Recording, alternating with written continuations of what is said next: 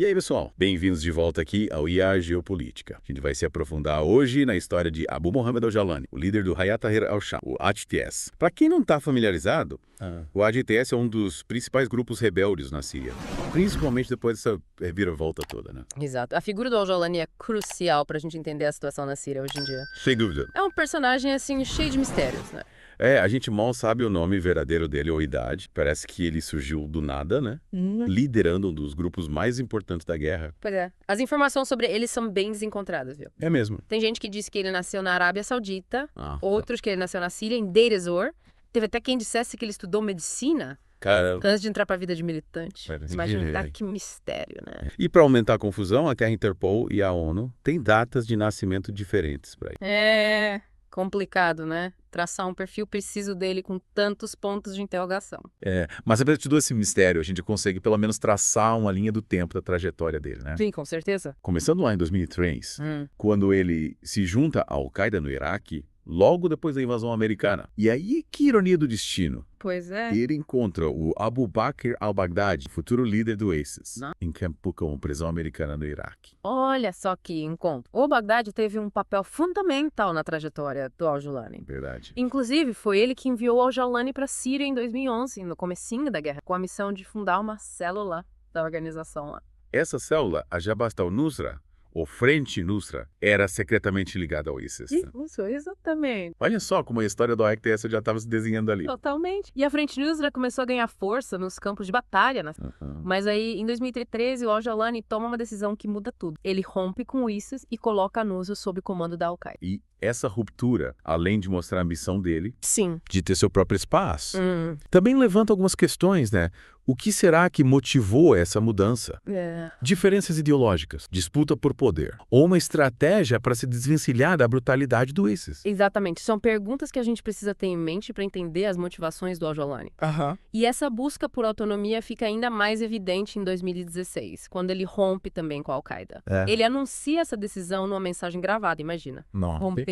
Parece que ele não queria ser marionete de ninguém, né? Queria construir o próprio caminho. Totalmente. E essa vontade dele se concretiza em 2017 Aham. com a criação do Hayat Tahrir al-Sham, o HTS. Exatamente. Unindo vários grupos rebeldes sob a liderança do al-Jawlani. E essa criação marca um ponto de virada na guerra, né? Sem dúvida. O HTS se torna a principal força rebelde em Idlib e áreas próximas ali no noroeste da Síria. E aí que a gente começa a ver o al-Jawlani não só como um líder militar, mas também como administrador. Ele começa a mostrar essa faceta de administrador.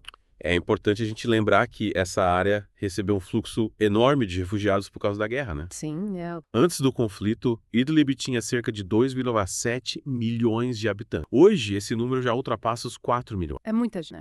E o HTS, sob o comando do al-Jawlani, não se limita a controlar o território com armas, né? Não. Eles criam o governo da salvação, que atua como um governo local em Idlib, fornecendo serviços básicos como saúde, educação e segurança. É quase um estado dentro do estado, né? Impressionante como ele, em poucos anos, passou de um militante anônimo a um líder que administra um território com milhões de pessoas. É uma mudança e tanto. E essa mudança de postura levanta uma série de questões. Será que ele realmente abandonou o jihadismo global? Quais são os seus objetivos de longo prazo? Essa é a grande pergunta que fica, né? Para tentar respondê-la, a gente precisa analisar as ações, o discurso do al-Jawlani nos últimos anos. Ele tem tentado se distanciar da imagem do jihadista tradicional, focando em questões locais e buscando até uma certa legitimidade administrativa. Em 2021, numa entrevista para a PBS, uma emissora americana, ele foi categórico ao dizer que o objetivo dele não era a jihad global como a Al-Qaeda pregava.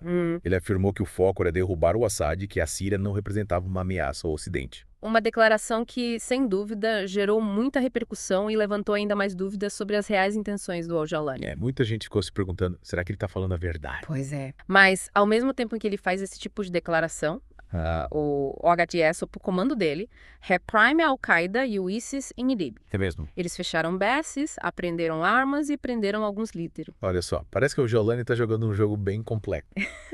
Com certeza. Ele tenta se mostrar como uma figura mais moderada, buscando uma possível aceitação internacional, mas, ao mesmo tempo, aplica a lei islâmica nas áreas que controla. E essa dualidade do Al-Jawlani, essa mistura de pragmatismo e ideologia, é um dos aspectos mais fascinantes da história dele. Sem dúvida. Ele se relaciona abertamente com cristãos e outros não muçulmanos, o que gera críticas de outros grupos extremistas. Mas, por outro lado, o HTS é acusado por grupos de direitos humanos de reprimir protestos e cometer abusos. A gente tem um líder que tenta se apresentar como moderado, mas que ainda carrega as marcas de um passado ligado ao extremismo. E essa contradição é fundamental para entender o papel do Al-Jawlani na Síria de hoje e nos possíveis cenários futuros. Com certeza. O Al-Jawlani é um personagem que desafia as nossas definições tradicionais. Ele é um enigma, um líder controverso que mistura elementos de diferentes ideologias e estratégias. Verdade. E é justamente essa complexidade que o torna um personagem tão fascinante e importante de ser estudado. Com certeza. E a gente volta a mergulhar na história do Abu Muhammad al-Jawlani, o líder do Hayat Tahrir al-Sham, o Daesh. A gente estava falando sobre como ele se coloca como uma figura mais moderada, tentando se distanciar daquele estereótipo do jihadista. Você acha que essa mudança de postura é realmente sincera? Olha, é difícil saber o que se passa na cabeça do Al-Jawlani, né? Mas, sem dúvida, essa guinada dele é fascinante. Afinal, a gente está falando de um cara que já liderou um grupo ligado ao Al-Qaeda, uma organização conhecida pelo terrorismo global. E agora ele se apresenta como um líder focado em questões locais, buscando até mesmo um diálogo com a comunidade internacional. É verdade. E essa mudança de postura tem gerado reações bem diversas, tanto dentro da Síria quanto no cenário global. Tem gente que vê o Al-Jawlani como um mal necessário. Alguém que, apesar do passado controverso, pode ser a única figura capaz de manter alguma ordem em Idlib, principalmente se a gente pensar na alternativa, a volta do regime de Assad. Muita gente em Idlib teme a volta do Assad, conhecido pela brutalidade e repressão. Eles enxergam o HTS como um escudo contra as forças do governo. Mas será que essa é a única razão para essa aparente moderação do Al-Jawlani? Aí é que tá a grande questão, né? A gente não pode descartar a possibilidade de que essa postura mais moderada seja uma estratégia, uma forma de consolidar o poder e talvez até expandir a influência do HTS para outras regiões da Síria. Afinal, a gente não pode ignorar o histórico do grupo, as acusações de abusos contra direitos humanos, a repressão a opositores. Exato. Cautela e observação são essenciais quando a gente fala do Al-Jawlani e do HTS. E essa cautela se reflete na postura da comunidade internacional, né? Por mais que ele tente se apresentar como um ator político legítimo, ele ainda é considerado um terrorista pelos Estados Unidos e por outros países ocidentais. Sem dúvida. E aí a gente esbarra numa grande contradição. O Al-Jawlani busca reconhecimento internacional, mas carrega o peso de um passado ligado ao terrorismo. Ele tenta se mostrar como um pacificador, mas ainda comanda um grupo armado acusado de cometer atrocidades. É um jogo de xadrez bem complexo, né? O Al-Jawlani precisa equilibrar diferentes forças internas e externas para se manter no poder e alcançar seus objetivos. Ele precisa agradar a população de Idlib, garantindo serviços básicos de segurança, mas também precisa lidar com a pressão de outros grupos rebeldes, alguns mais radicais que o próprio HTS. E tem questão geopolítica também, né? A Síria é um país estratégico no Oriente Médio, palco de disputas entre potências globais como Rússia, Estados Unidos, Irã, Turquia. O Al-Jawlani precisa navegar nesse mar de interesses, buscando apoio de alguns e evitando a ira de outros. E nesse cenário todo, a pergunta, qual é o futuro da Síria? O que vai acontecer com o HTS e com o próprio Al-Jawlani? Ele vai conseguir se consolidar como líder de uma nova Síria, livre do Assad, ou será apenas mais um capítulo na longa e sangrenta história de conflito nesse país? É difícil prever o futuro, né? Mas o que a gente pode dizer é que a Síria está num momento crucial e a figura de Abu Muhammad al-Jawlani tem um papel central nesse. Ele é um enigma, um líder controverso, mas que sem dúvida exerce grande influência no destino da Síria. E a gente vai continuar acompanhando de perto os próximos passos. E a gente volta aqui para o nosso mergulho no mundo do Abu Muhammad al-Jawlani e o Hayat Tahrir al-Sham. A gente estava falando, né, sobre como ele tenta conciliar a administração de um território com a ideologia jihadista, uma dualidade que me deixa intrigado, sabe? É como se ele estivesse buscando um jihadismo pragmático, né? Administrar Idlib, prover serviços básicos para a população, mas sem abrir mão totalmente dos princípios religiosos que norteiam a HTS.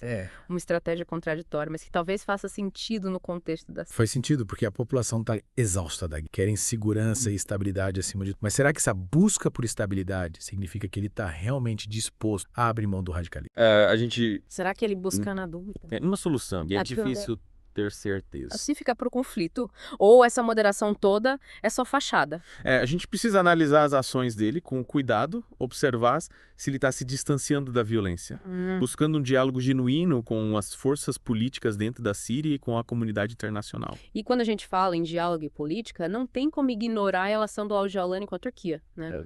A Turquia é um ator fundamental na guerra, controlando uma parte significativa do território, inclusive áreas próximas aí. Com certeza. certeza, a Turquia tem sido um importante aliado do HTS, né? Fornecendo apoio logístico, militar, mas é uma relação complexa. Pode mudar a qualquer momento, dependendo dos interesses da Turquia na região. A gente vê que a Turquia tem pressionado o HTS a se desfazer dos elementos mais radicais, né? Adotar uma postura mais pragmática, buscando uma integração política com outros grupos rebeldes. E, quem sabe, até com o próprio governo sírio. E essa pressão coloca ele num dilema.